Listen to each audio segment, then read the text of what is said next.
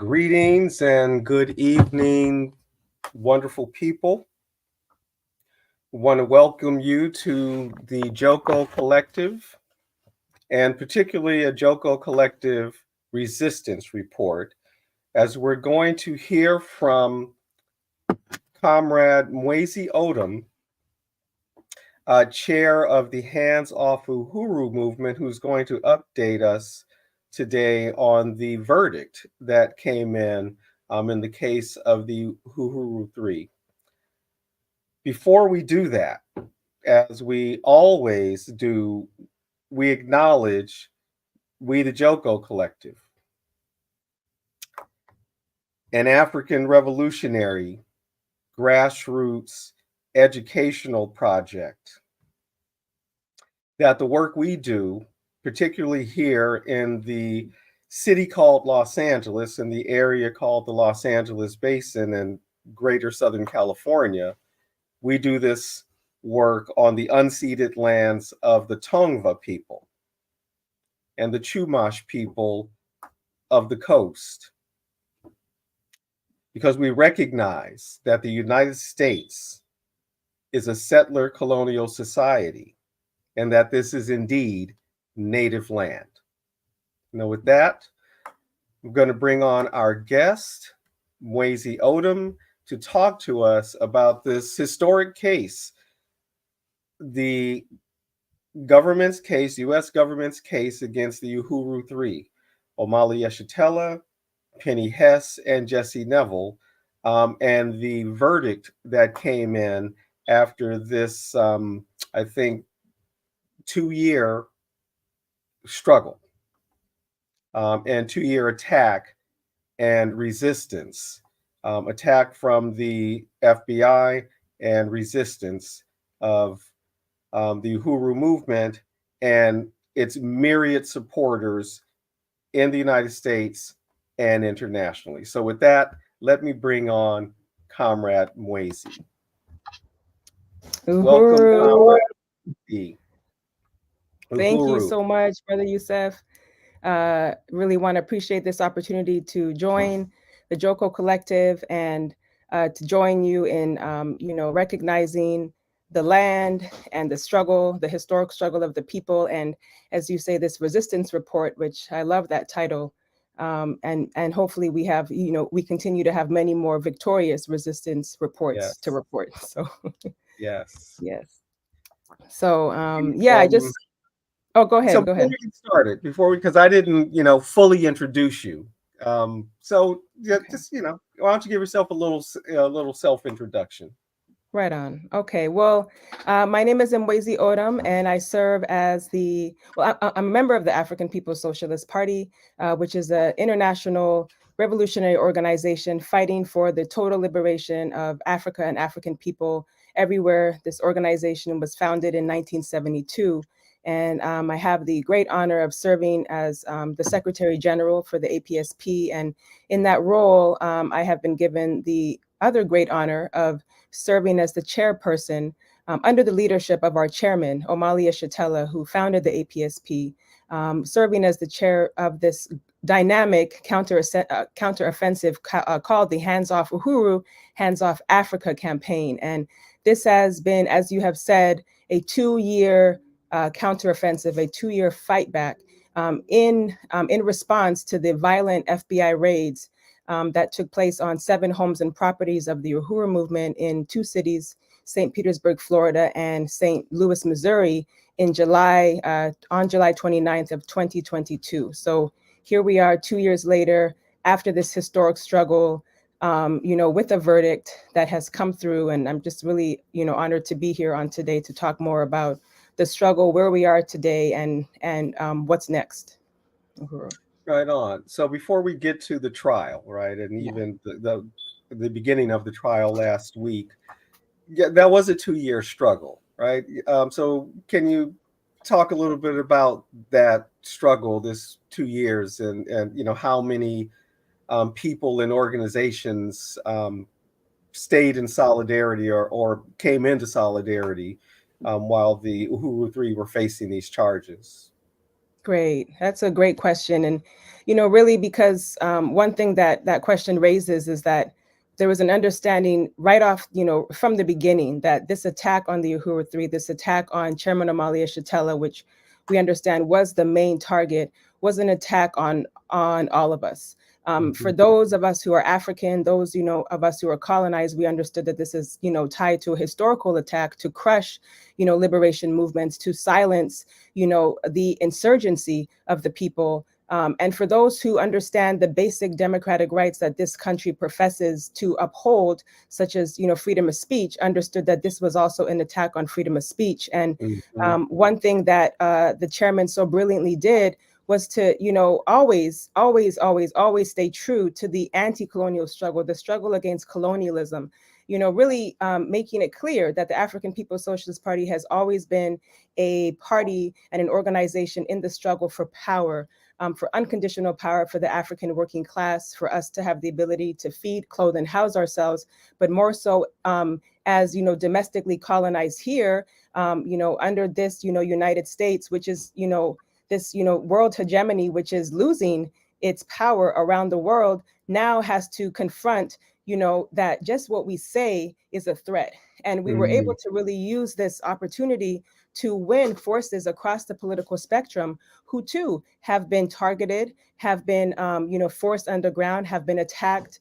We saw an emergence a year after the attacks on July of last year, a fight back coalition that brought together tens of dozens of organizations that came to a founding meeting that united with the anti-colonial struggle to defend the African People's Socialist Party with these attacks, and also to take up the struggles of you know of um, of the genocide in Palestine, the war on Cuba, Venezuela, the Tampa Five, to the the unending struggle for indigenous people of this land to have their land mhm, returned to them. And so this was a struggle that reached across political lines and that really helped to solidify the leadership of the anti-colonial struggle, which is the which is the African working class, and in Chairman Amalia Shatella, who is leading this struggle that is centuries long, but also provided confidence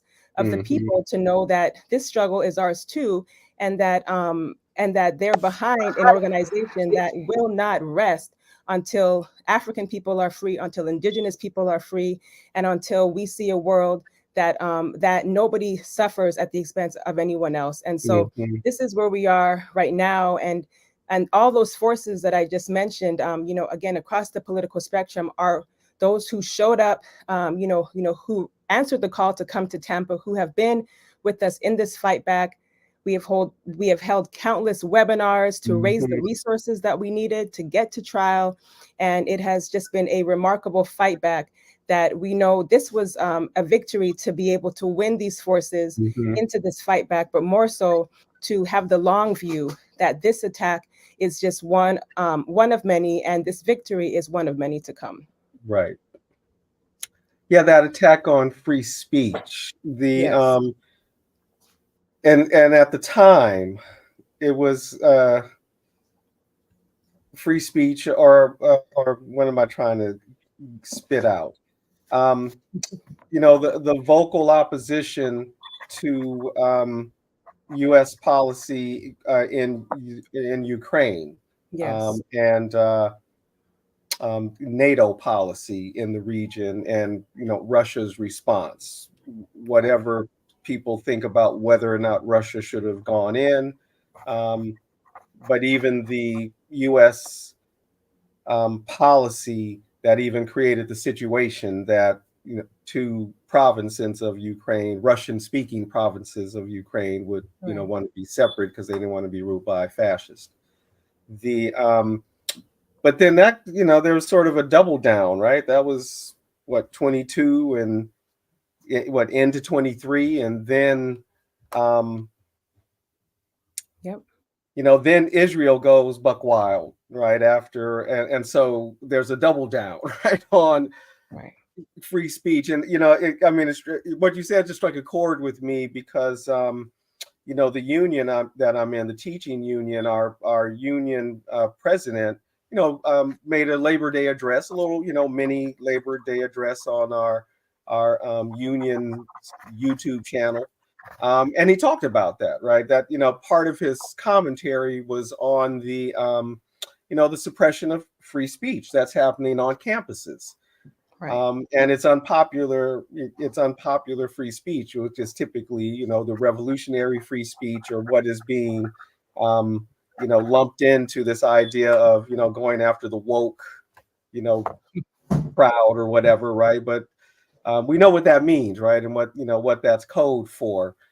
So, Right.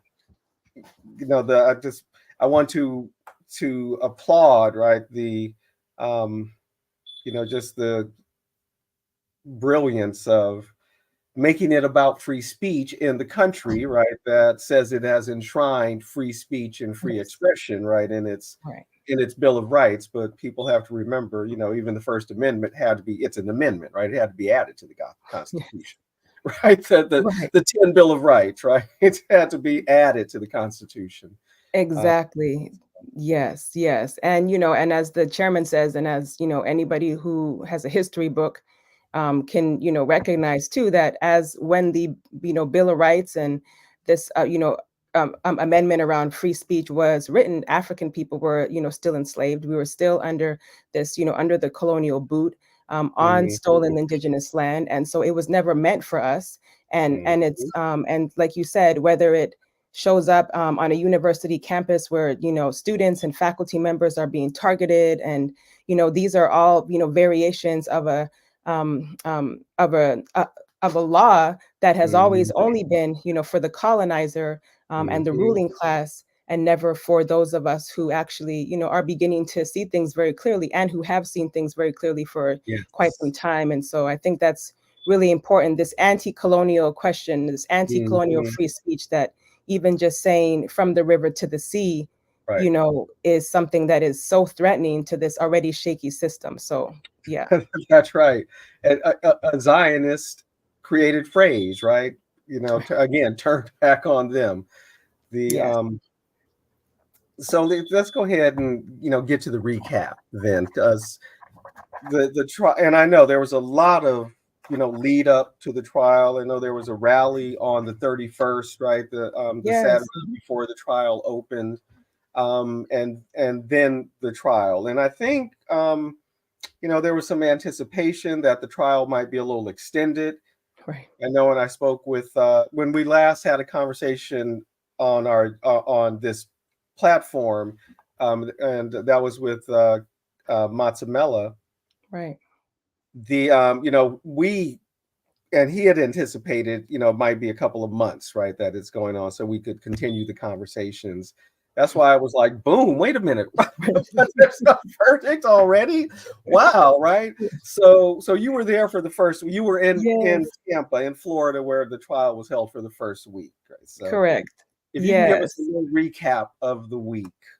Right on. Yes. And just to say that, yes, the anticipation was that, once we heard the indictments came down and that there would be trial, we were expecting trial to be, as we were saying, 3 to 4 weeks, at least a month, calling on people to take shifts and to come in droves, over the course of the month of September. And as you had mentioned, on August 31st, just days before the trial, we held a free speech rally at the Uhuru House on the ground in St. Petersburg, Florida, and just had such a warm welcome, a large gathering of supporters Hmm. that came from all over the country. And really want to salute everybody that came and gave really remarkable statements. And all this can be found on the Hands Off Uhuru website, and on the Burning Spirit TV, our anti-colonial free speech news network, also on Hmm. YouTube. And all of this was to lead up to the September 3rd trial, which which opened up with a press conference on day one. We understood,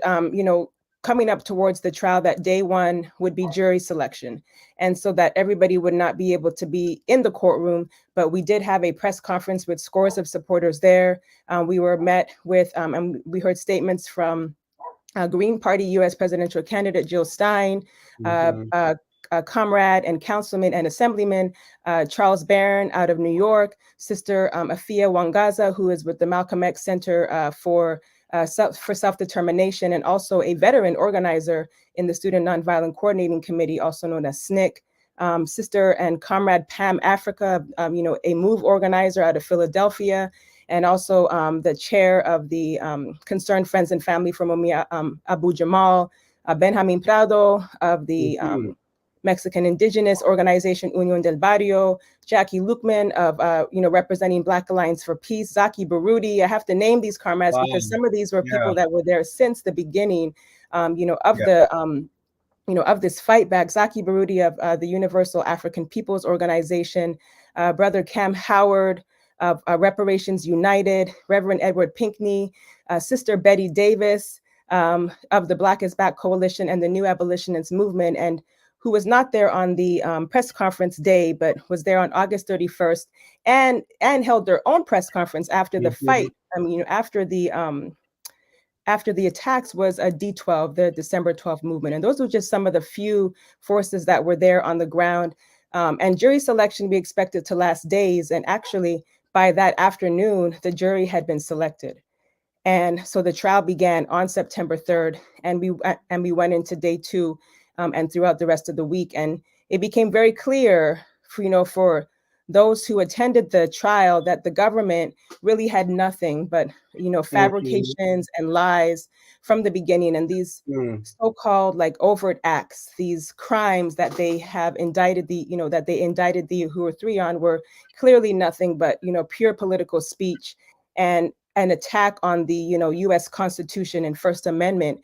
And some of those overt acts, just for those who are listening, who want to hear the absurdity of these overt acts, was, Chairman Amalia Shatella traveling to Moscow to, speak on behalf of the African nation at hosted at an event or a conference called the Dialogue of Nations, which was hosted by an NGO, a non-governmental organization.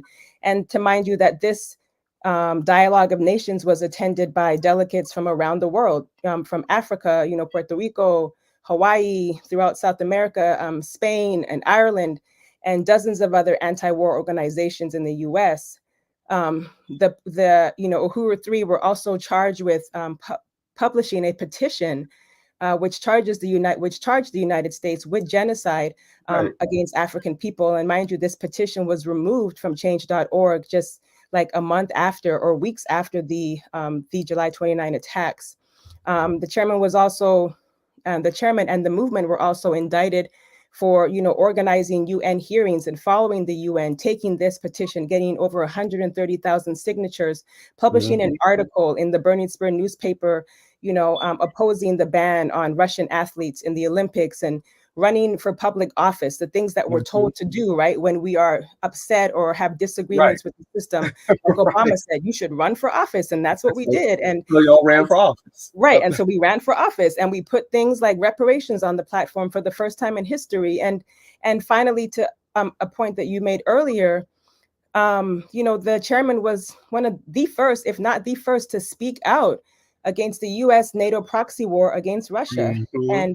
And so these were some of the overt acts, just pure political speech that the government, put forth as their quote unquote evidence, which really was an educational opportunity for the jury and for anybody who was listening to really see the line of the party and to make it very clear that we have never been about under this malign Russian influence or under the direction of Russians, but have always been for the African working class and fighting for Black people. And week 1, people got to see our bad and amazing, brilliant legal team who just made it clear from the beginning that the Uhuru 3 are not, or that they were innocent, not guilty of these charges, were not Russian agents. And again, people coming from across the political spectrum also got to see that, the FBI, who were the only witnesses of the prosecution, which really says a lot because it shows that, through all their digging and searching and all this data that they took, something like 20 terabytes of data, which really would take somebody a lifetime to even go through. This is what the United States government pulled for their evidence, and they could not find one witness who would testify against the Uhuru 3, against the leadership, who was supposedly under this Russian, malign Russian influence. And so Right. it was powerful. The Some of the evidence that was shown was videos and statements of the work of the chairman, like I said, that really helped to just continue to solidify, the work of the party. And we kept that courthouse packed. Um, the courthouse, was filled with like nearly 100 people, and an overflow room was Mhm. also opened up to be able to allow others to get in. And it was really important that we called on people to be there, because this is a political trial. It's a political attack. And to show that even the jury could see people in in those seats who looked just like them, who were on the side, of really wanting to see this case be told the way that it should be, and to have, and to make it clear that this was an attack on an organization that has always been very clear about who they are and Right. who they are fighting for. And so week one was a really powerful week. We ended week one understanding that the prosecution had maybe one more FBI witness to show and some other expert witness, and then the Uhuru three would have a chance Mhm. to cross-examine. So that's how we Mhm. ended week one. I saw that they closed their case fairly early. Was that Friday or Monday that they? Yeah, Uh, Monday. okay. Yeah, Wow. And that yeah. again, it was And such a quick turnaround. Now I the also understand, right? Because I saw some of the images from the some of the sketches from the trial. right. Supporters packed the courtroom. Is that correct? Yes, yes, yes. Supporters packed the courtroom, and we had, members who were also, doing some sketches and just bringing Mhm. all the skills, into this. And because we could not, because there is no cameras allowed in the courtroom, we used this opportunity to run a daily broadcast every day from, for the first, from the Mm, moment trial began. We were outside of the courtroom, or, outside of the courthouse, or, remotely showing the history of the African People's Socialist Party, the history of the work, providing trial updates, letting the people know, exactly who Chairman Amalia Shatella is, who the African People's Socialist Party is, because we knew much of this evidence and much of the truth and the history of the party would not be shown in the courtroom. And so it was a mhm, great opportunity for us to, again, combating the media, which is why even this opportunity to speak on this program, to give this mhm, resistance report, is so crucial, because the media, was, very clear from the very beginning that they were not going to, be honest about, about what was really happening. And mhm, historically, that has been the case. And so, a packed courtroom that, you could not deny, and a broadcast that was happening simultaneously to give everybody, to give the world an opportunity to know mhm, what this fight was, really mhm. about. Do you know if Pacifica networks were able to cover the trial? Yes, actually, I know that the entire, or like a very good large portion of the press conference on day one was actually read and, covered here on Pacifica, here on Mhm, the West. And then I know also, I know comrades like Sheila Hamanaka and, others have been very, helpful in helping to put this out. And Yeah, so we really mhm, want to, applaud and appreciate those who stuck their neck outs to make sure that this information mhm. was out there. Yeah. Excellent. The Mhm. well, I guess we can, go ahead and talk about the verdict, I The guess. verdict. Um, I mean, Yeah. the defense, right? This is work that's been going on. Right. So I heard, one of the lawyers, I think, say this, during the conference this morning. Um, what, that the chairman's been doing this work long before he ever met a Russian or anything, something to that, Yes. that effect. Yes. I mean, so Yes. the work is the defense, right? I mean, really, right? Just, this is the work that this is the work. This is the work. Exactly. Exactly. But it made me think of, because I teach literature, and I'm often Right. thinking in those terms, right? And Sam Greenlee's The Spook Who Sat by the Door. right? And he says it in there. We ain't got to worry about it. They're Yeah. going to think some Russians or some other Eastern Europeans are doing this, and that's who they're going to be looking for. And of course, that's how it plays out in the book. That this must be the Russians, right? Yes. Yes. And so Yes. and how long they've been. Well, again, the anti-colonial struggle. Right. In many ways, it highlights the way in which the Cold War was really an anti-colonial war. Right? Yes. The Yes. Yes. that petition, we charge genocide, and I was one of the signers of the petition. But it's not even the first time Africans in this country put that petition forward to the UN, and I believe then it was also, Right. suppressed. Another, more evidence of the First Amendment was not meant for us, and even these sort of international um, um, guarantors of human rights was not really meant for us. Right. Right. And Right. so, Yes. the U.S. is still in its tradition, right, of suppressing African resistance in any forms or co-opting it where it can, right, which is one of its most effective techniques, right, is Yes. co-optation. The Yes. So the verdicts came in. Yes. Yes. Yes. No, I think Innocent that's or not guilty, right, of actually being agents of a foreign country. right. Exactly. And so that just really want to appreciate your just how you kind of wrap that up and even introduce this, because the truth is that the Uhuru Three are completely innocent, and what the jury found, and really want to salute this jury found the Uhuru Three not guilty on the one of the counts, which carried the highest sentence of 10 years of being of failure to register as a foreign agent, or in other words, working as a Russia, or working as agents of Russia rather. Mhm. And so that again was the big charge that carried the largest sentence.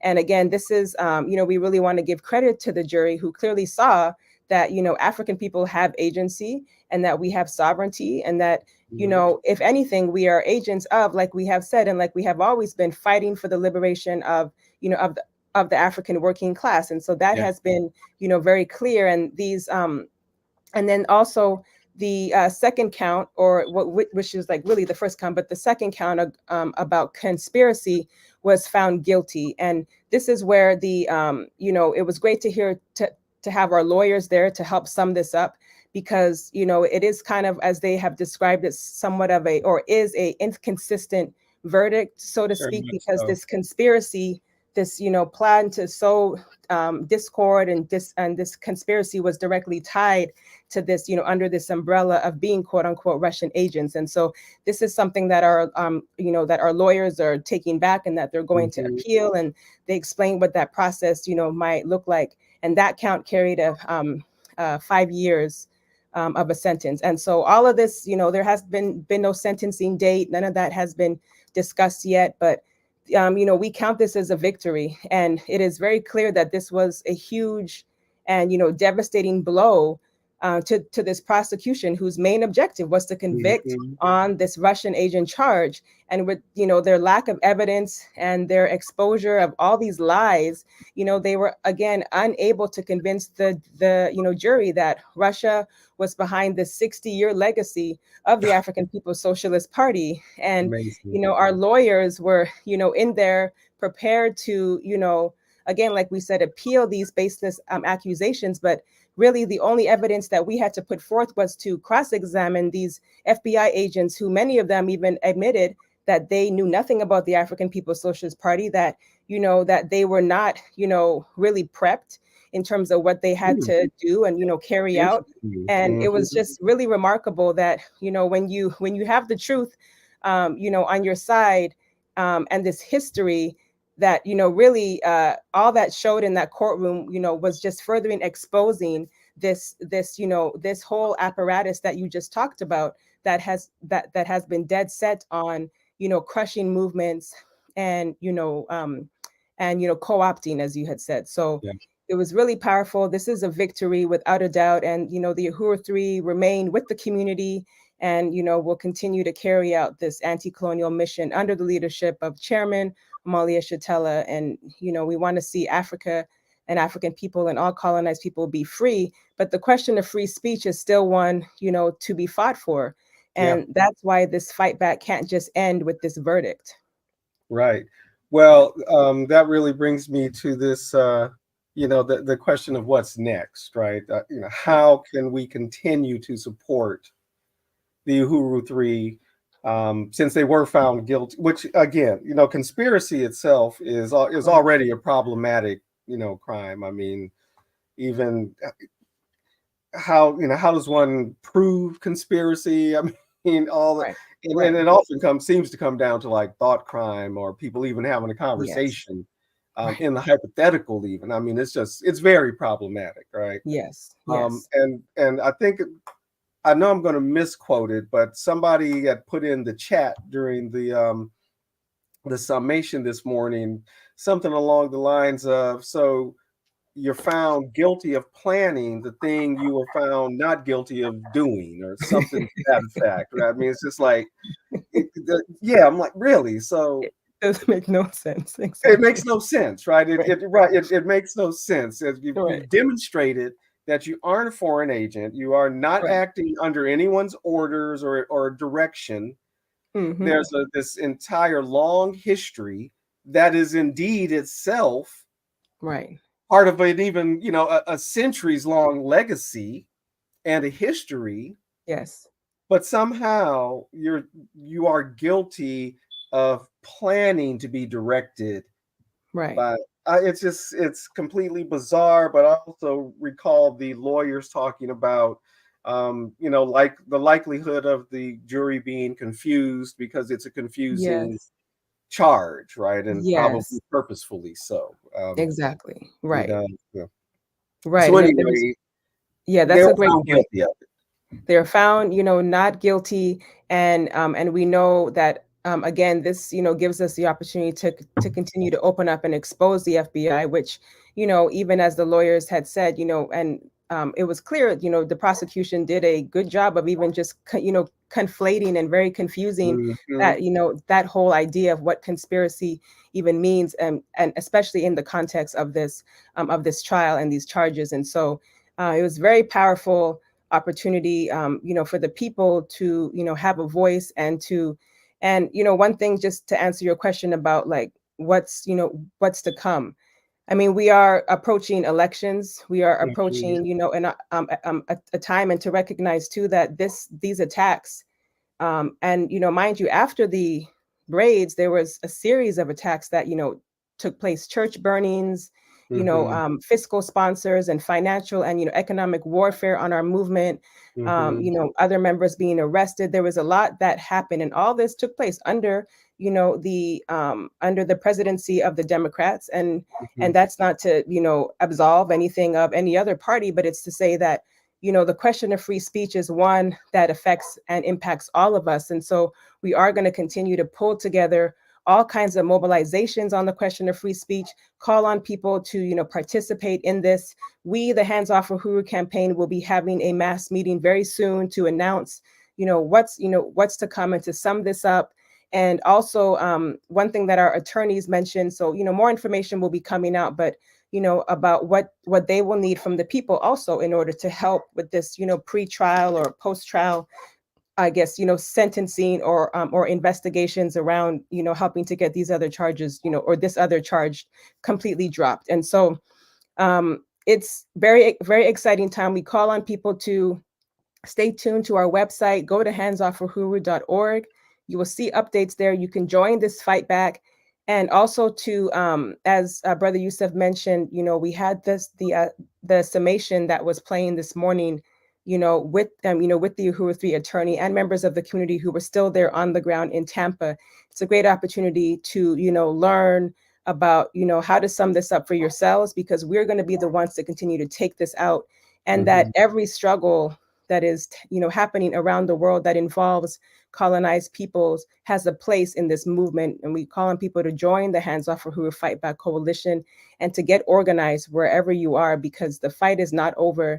And it's very clear that, the ascendancy of the people, this is our time, this is our period, and Mhm. we're not going to go another 60 years without a victory.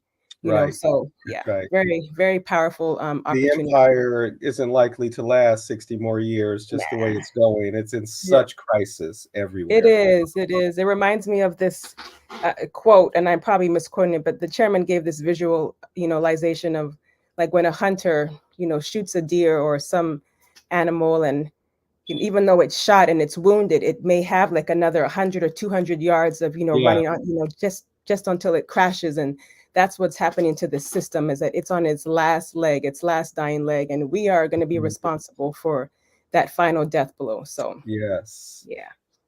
So do we know, do we have any kind of timeline yet for the sentencing for At this the point, no. At conspiracy this point, charge? Okay. so you said in terms of the For the sentencing, conspiracy charge, yeah, the sentencing. right? That one, as far as I understand, no. But that is something that we, have to get on pretty soon. And I know our lawyers are on top of it. So Mhm. the best place is to, follow us back on our website. And if people are not signed up for our emails or our emergency response, that's how most people were getting updates throughout Mhm. the trial. We invite you to also do that.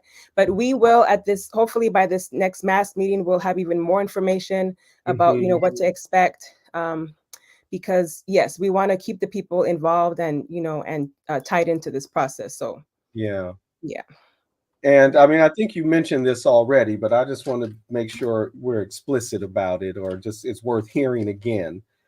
So, during this entire process over these last 2 years, in this effort to isolate the African People's Socialist Party, the Uhuru movement, to silence African revolutionaries, because I know what didn't they silence the Black Power 96 for a minute too, and Yes. um, am I correct in saying that the movement and the party has actually grown as a result of this? Yeah, you are correct in that. And, one of the things that the chairman said early on was that the FBI or the, DOJ, they picked up a big rock and they dropped it on their own foot. and, Oh, yeah, and by doing that, they, and like an organization that has always been there relentlessly doing this, remarkable work in the African community throughout the world for the past, 50, 60 years, is now, out there in the world. And yeah, this organization has grown. People know who we are. They know exactly what we are about and what we are not mhm, about. mhm, And it's just been a remarkable, fight back. And as we fight this counterinsurgency, knowing that an insurgency is the uprising, of the people, that's and right. even be able to call it what it is. I think this fight back has really given us an opportunity to link, what was happening in the 1960s, as the chairman termed this period leading up to this trial as, Freedom Summer, which reminds us Mhm, of, in 1960s, 1964 Mississippi, with the Freedom Summer there, and Fannie Lou Hamer and these organizers on the ground fighting for the democratic rights of the people. And here we are again being able to link history, which is something that right, they so fervently try to crush. So not only have they allowed the Uhuru movement to take the world stage in this way, but they have also linked generations, which is something that we are not going to let them forget, and that we're gonna, yeah, they're gonna feel the heat of that as yeah. well. So yeah, Yes, so there is still work to do. yeah, Today is a day to celebrate a victory, right on. but we Yes, also know and many more to come. we're still big. Yes, many more to come. Yeah, The Well, that's awesome. I mean, yeah, really, what it comes down to is, that's awesome. It's, really good news. yeah. Just, like the way that is going. The Hmm. I did have, oh yes, and part of that growth and reach. That's I've been able to find coverage, right, in alternative media here in the Mhm. States, and you mentioned Jill Stein, and I, know many times that she brings up the Uhuru movement and this case, or she had, right, in various campaign stops and interviews. The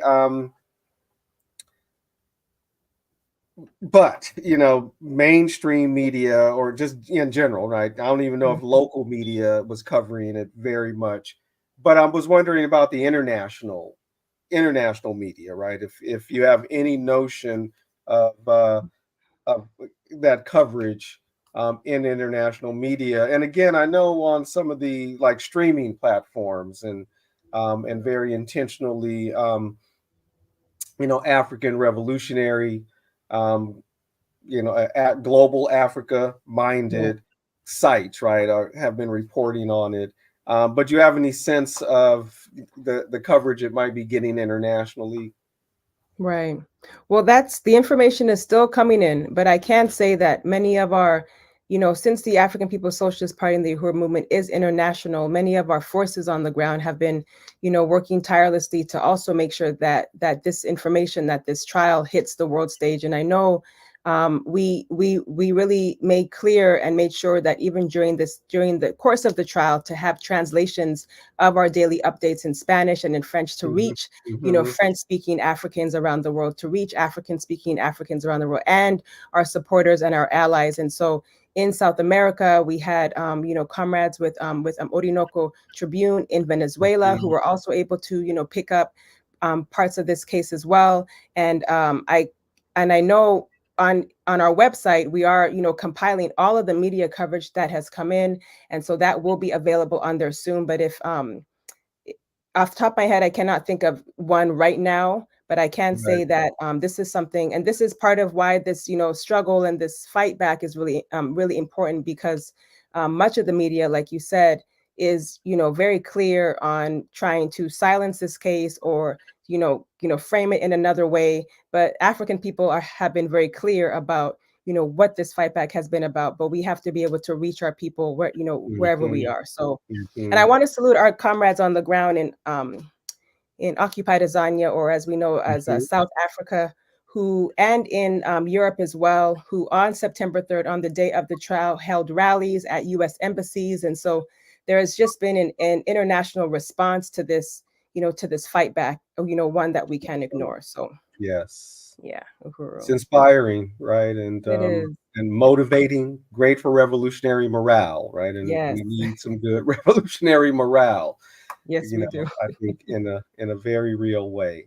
Indeed. The And I'm also, if comrades in Venezuela were covering it, then I'm sure they got it to comrades in Colombia, and Peru and Ecuador, and That's the and hope. and I Yeah. bet there's a Portuguese translation in Brazil, right? Or maybe it's being read on the radio, etc. Right? So Right.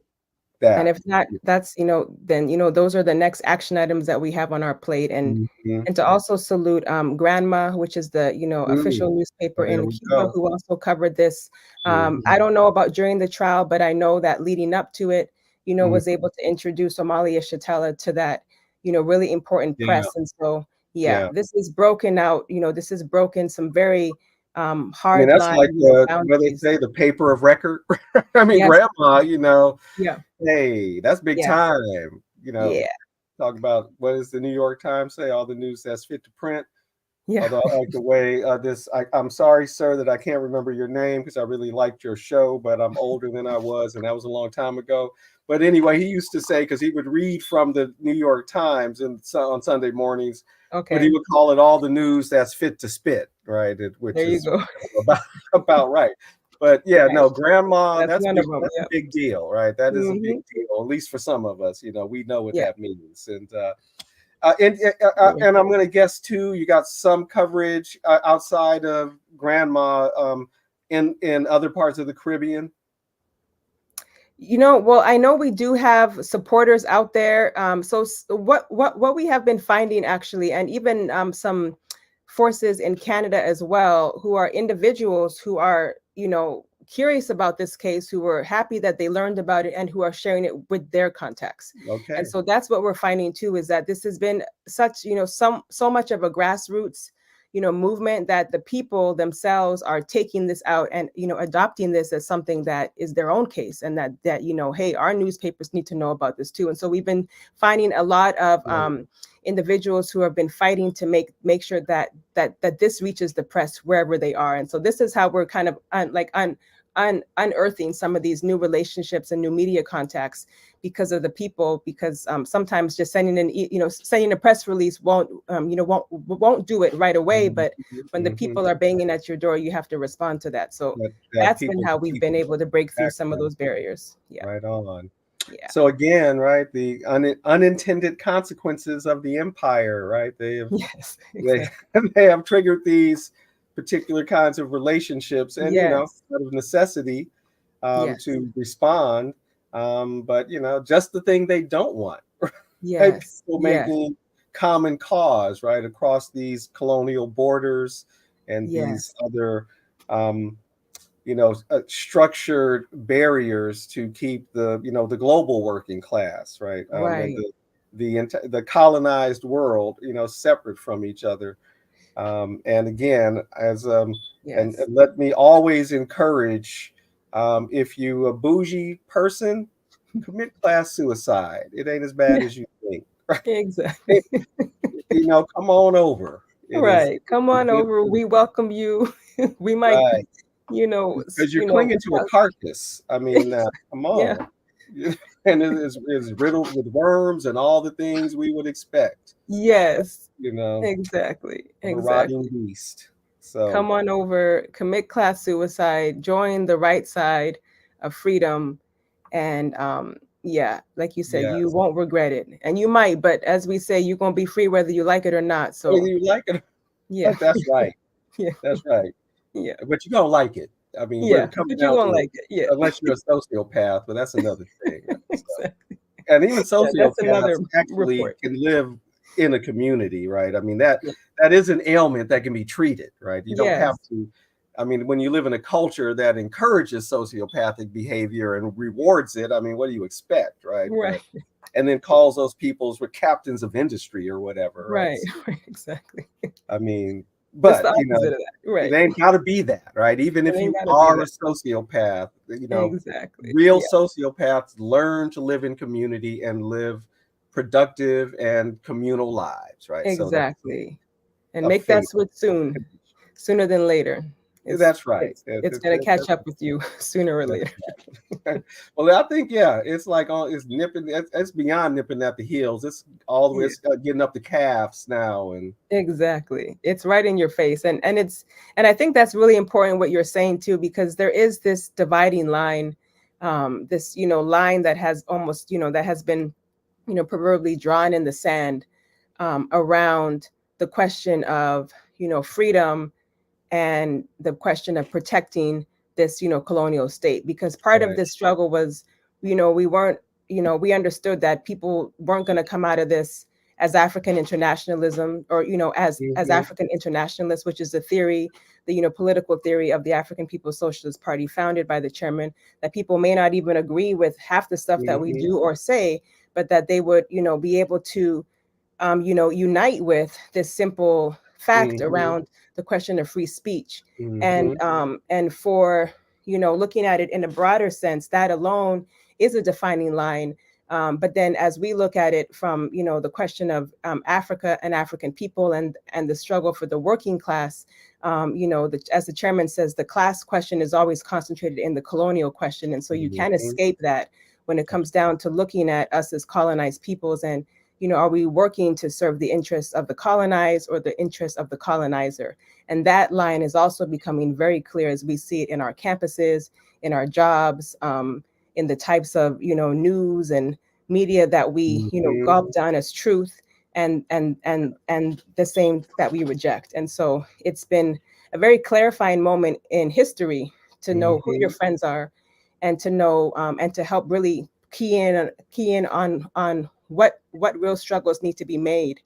And so I really appreciate you raising that because you know, we want to be free, and it doesn't, you know, matter who's in the White House or who's, you know, we understand that all of this is a representation of this entire colonial state that was, you know, built on our oppression. And so we have a job as the people to, you know, no matter what, and you know who's against us, is to remember who we're fighting for.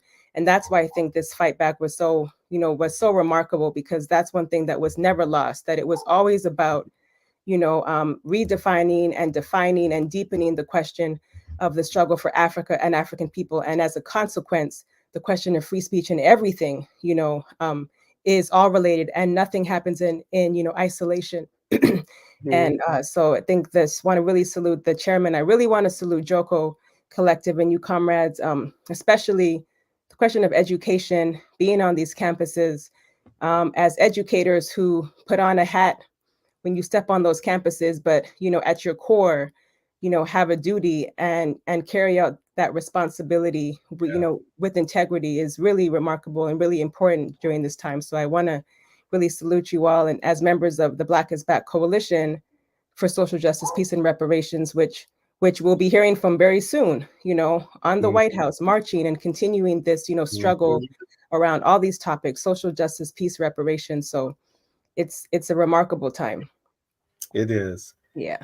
Well, thank you, comrade. Thank I think that's you. a great place to close.